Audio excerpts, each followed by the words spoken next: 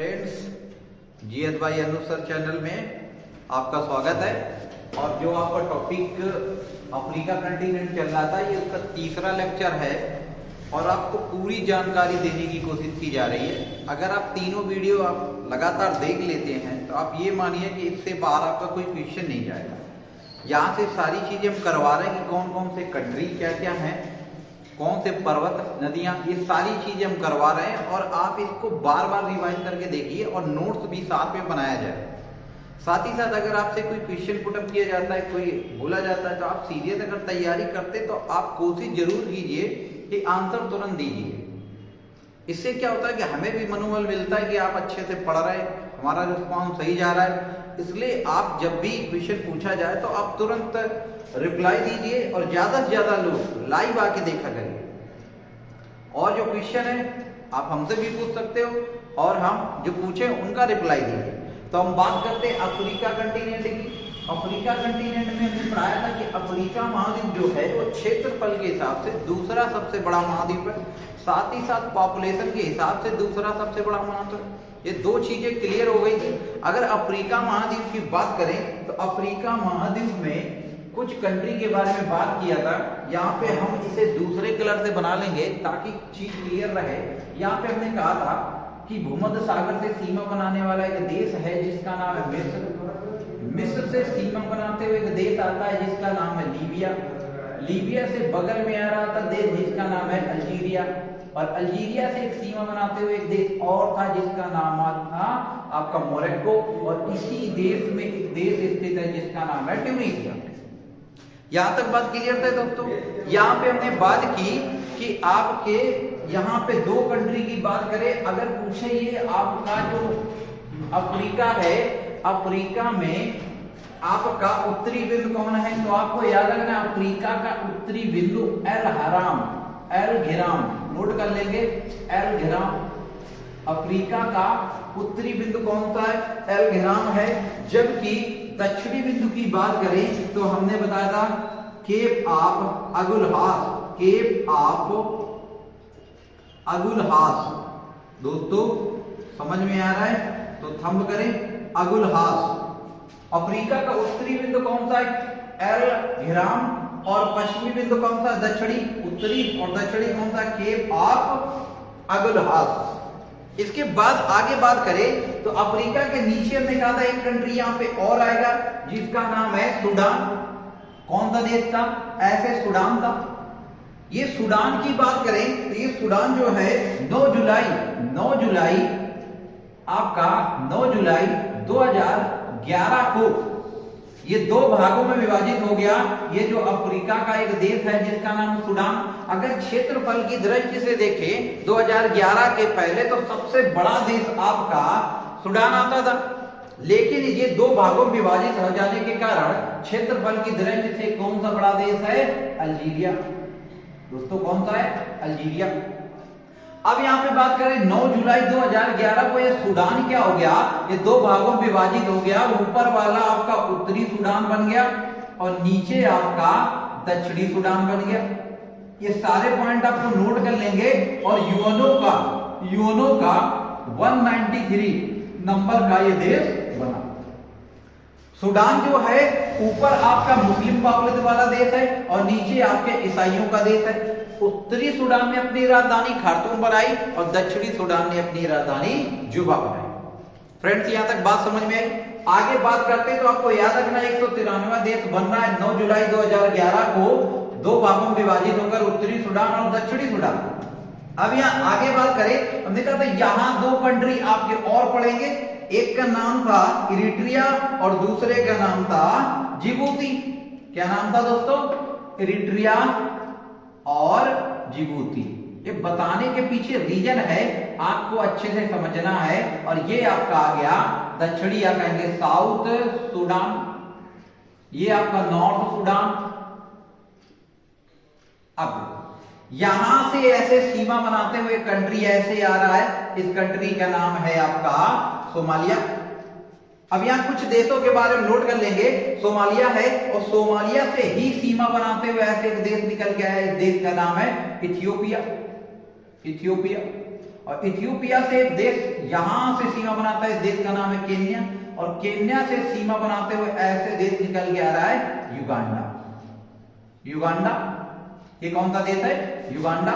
Ethiopia के नीचे देश की बात करें तो ऐसे सीमा बनाते हुए ऐसे देश आ रहा है, इसका नाम है तंजानिया, और तंजानिया से सीमा बनाते हुए देश कौन सा है? इसका मोजाम्बिक। और नीचे कौन आ जाता है? तो नीचे हमने एक देश बताया था, इसका नाम है साउथ अफ्रीका।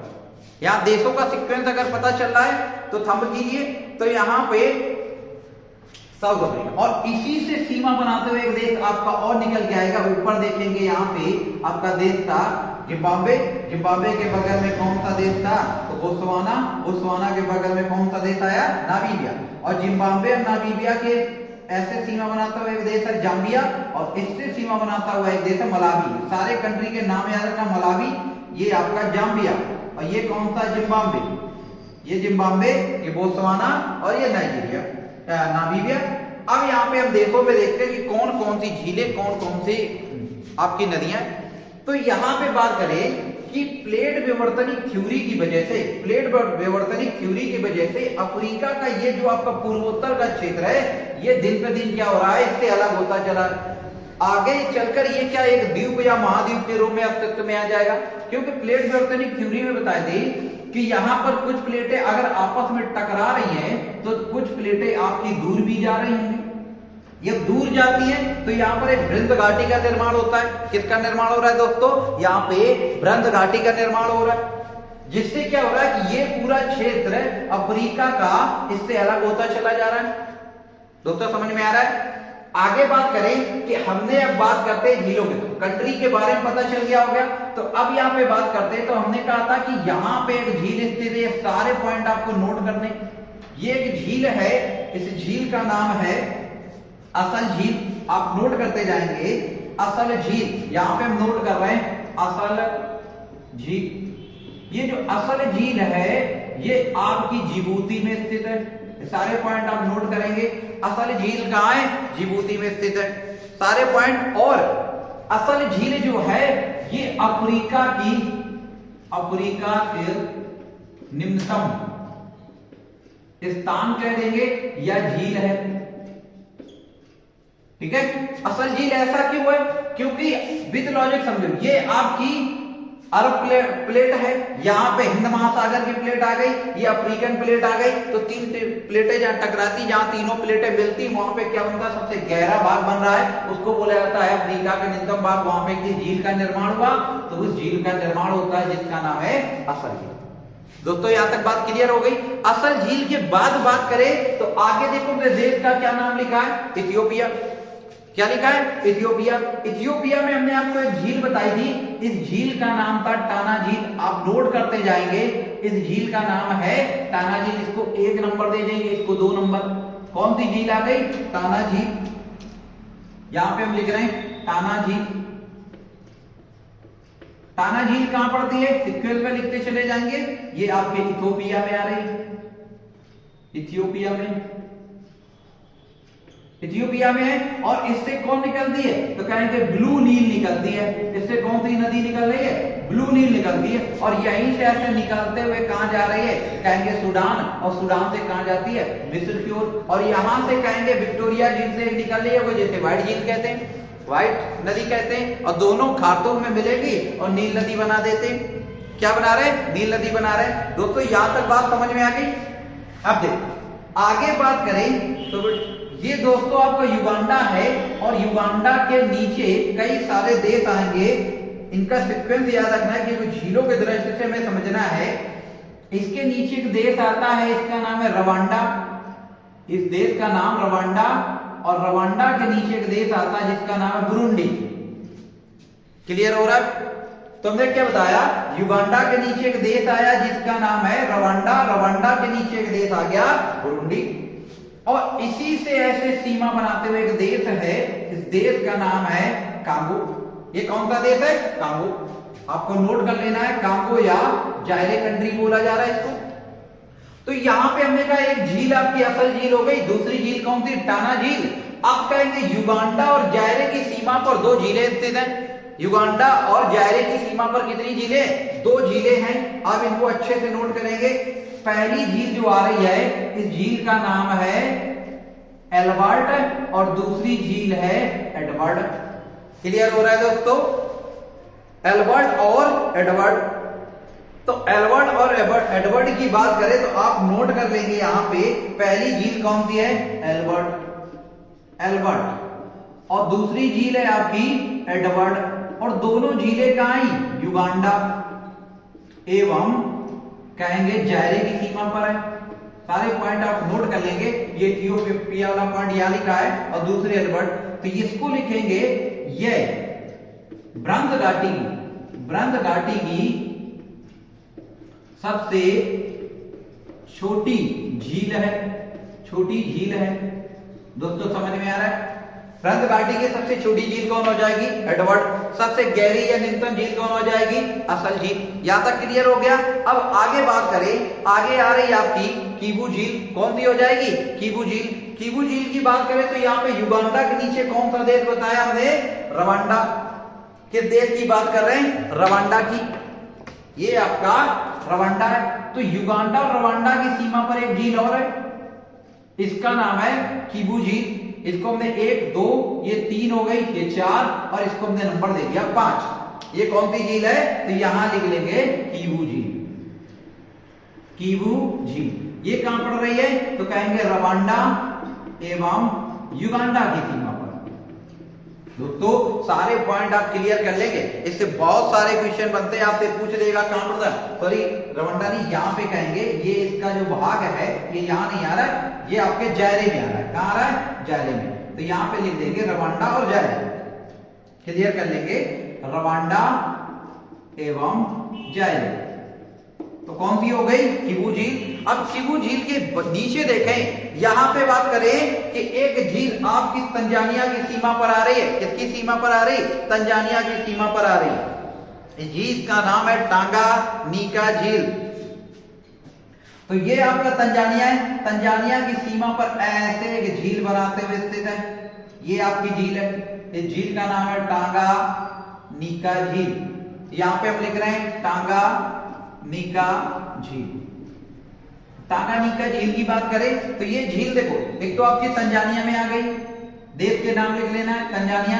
तंजानिया के बाद किस में आ रही? जायरे में। जायरे के बाद किस में आ रही? तो कहेंगे बुरुंडी में। किस में आ रही है? बुरुंडी के बाद किस में आ रही है? जाम्बिया में भी आती है। जिम्बाब्वे से अलग होकर कौन है? जाम्बिया। तो यहां तक आपको क्लियर हो गई। तंजानिया, बुरुंडी, जाम्बिया और जायरे में आपकी टांगानिका झील। अब टांगा नीचे क्या देखेंगे? यह विश्व की सबसे लंबी झील है। विश्व की सबसे लंबी झील है। विश्व की सबसे लंबी झील है। आप नोट कर लेंगे विश्व की सबसे लंबी झील कौन सी है? तो कहेंगे आपकी टांगानिका। कितने देशों में आ रही है? यहां पे हमने लिख दिया। तो सीक्वेंस याद रखना, पहले असल झील, फिर टाना, फिर एल्बर्ट, फिर एडवर्ड, फिर किबू, टांगानिका, ये झीलें। अब यहां पर कुछ झीलों से संबंधित क्वेश्चन लिख लेंगे, इनको हटा लो। नोट कर लिया होगा? अगर नहीं नोट हुआ तो वीडियो को बैक करके आप नोट कर लेंगे। तो यहां पे बात करें कि हमने कहा सबसे टांगानिका लंबी झील। अगर मैं विश्व की सबसे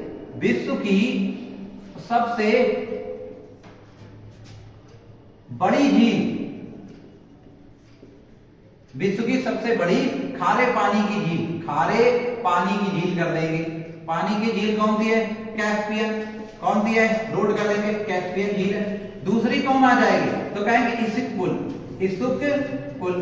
आपको कमेंट के माध्यम से बताना कि इसिक-कुल झील कहां पर स्थित है, जल्दी से बताओ। कैस्पियन झील, इसिक-कुल और तीसरी कौन आ जाएगी? वान झील।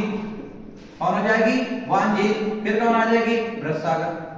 तो ये सारे पॉइंट आपको नोट करके रखना है सीक्वेंस में कि झीलों में क्रम पूछ लिया गया, सबसे बड़ी कौन सी, सबसे छोटी कौन सी है, तो आपको ये बताना है। अब यहां पे कहते हैं, अगर इसी जगह पे हम क्वेश्चन लिखें विश्व की सबसे बड़ी ताजे पानी की झील, तो ताजे पानी की झील कौन सी है? तो कहेंगे सुपीरियर झील। अगर कहते विश्व की सबसे गहरी झील, नोट करते जाएंगे, विश्व की सबसे गहरी झील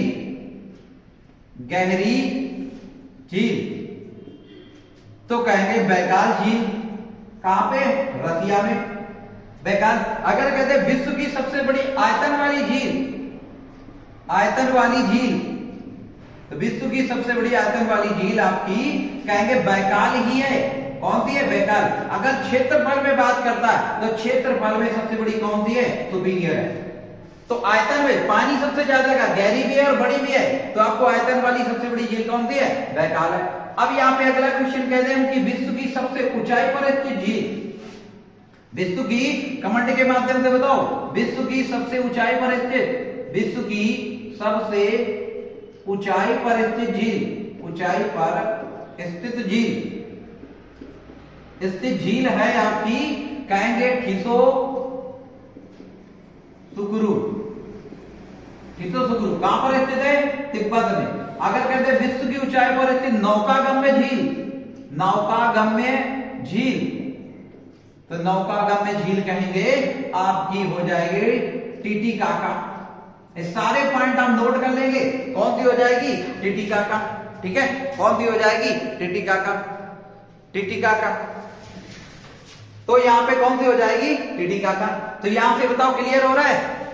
आगे बात करते हैं। ये झीलें आपको समझ में आ रही है? नोट करते चले जाएंगे। अब इसी के बाद झील जो आएगी आपको सीक्वेंस नोट कर लेना है कि पहले हमने बताई आपको झील कौन सी थी? आपकी असल झील, फिर टाना, फिर एल्बर्ट, फिर एडवर्ड, एडवर्ड के बाद आते तंजानिया, और एक मलावी में एक स्थित है, इस झील का नाम है मलावी झील। नोट कर लेंगे। अगली झील कौन सी आ गई? मलावी झील। ये अभी हम अफ्रीका की झील पढ़ा रहे हैं। कौन सी झील आ गई? मलावी झील। मलावी झील की बात करें तो ये भी कई देशों में आती है, तंजानिया, मोजाम्बिक और कहेंगे मलावी देश। तो ये तंजानिया, मोजाम्बिक, ये आपका मोजाम्बिक है, ये तंजानिया है, और आपके मलावी, 3 देशों में, तंजानिया, मोजाम्बिक या कहते हैं मोजाम्बिक, और एक देश और आ गया जिसका नाम है मलावी। तो मलावी झील आ गई। अगले क्रम में कौन सी झील है? मलावी झील। अब यहां पर एक झील और देखेंगे उत्तर की ओर आती है जिसका नाम है तुर्काना झील। ये नोट कर लेंगे सारी झीलों का क्रम। तुर्काना झील, तो तुर्काना झील की बात करें, ये खारे पानी की झील है। ये सब मीठे पानी की झील है। मीठे का मतलब यहाँ स्वीट की बात नहीं कर रहे, ताजे पानी की झील है। तुर्काना झील की बात करें, खारे पानी की झील, खारे पानी की झील है। पानी की झील कौन सी झील है? खारे पानी की झील है। इसे रेगिस्तानी झील भी बोला जाता है, रेगिस्तानी झील बोलते हैं। दोस्तों समझ में आ रहा है? रेगिस्तानी झील बोला जाता है। तो यहां से अफ्रीका की झीलों के बारे में समझ में आया। अफ्रीका की झीलें क्लियर हो गई। तो आपको एक बार दोबारा से बता रहे हैं कौन सी है? असल, असल के बाद कौन सी आई?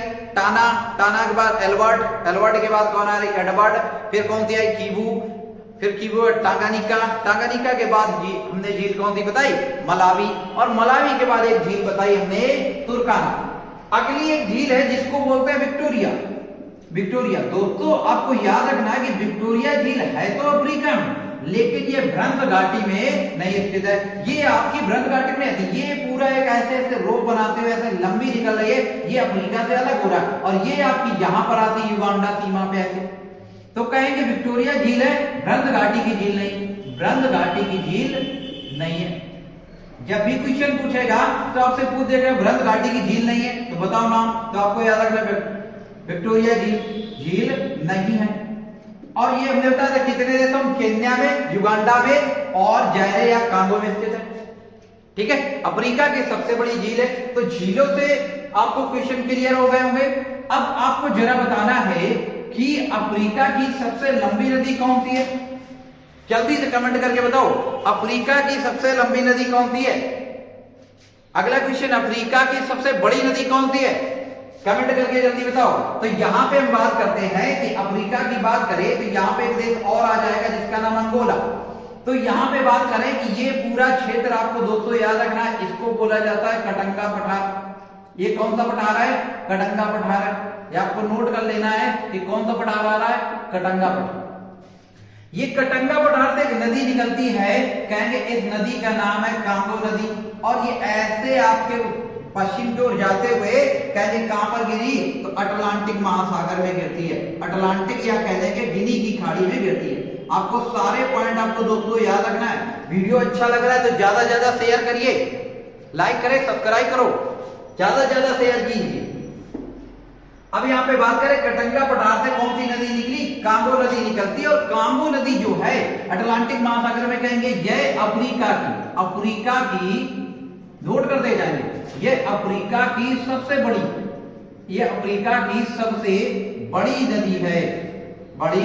नदी है, और कहां गिरती है, और कटंगा के पठार से निकलती है। कटंगा के पठार से निकलकर विषुवत रेखा को, याद रखना मोस्ट इंपॉर्टेंट, विषुवत रेखा को अपने घुमाव के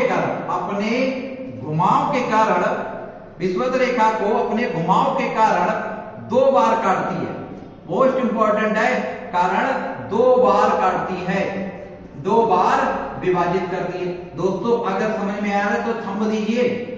तो यहां पे हमने क्या बताया कि विषुवत रेखा को 2 बार काटने वाली कौन सी नदी है, तो कहेंगे आपकी कांगो नदी। पहला पॉइंट मोस्ट इंपॉर्टेंट। अब अगला देखें, इस नदी पर 2 जलप्रपात, या कहेंगे नदी द्वारा 2 जलप्रपात का निर्माण होता है। एक का नाम है लिविंग स्टोन और दूसरे का नाम है स्टेनले जलप्रपात।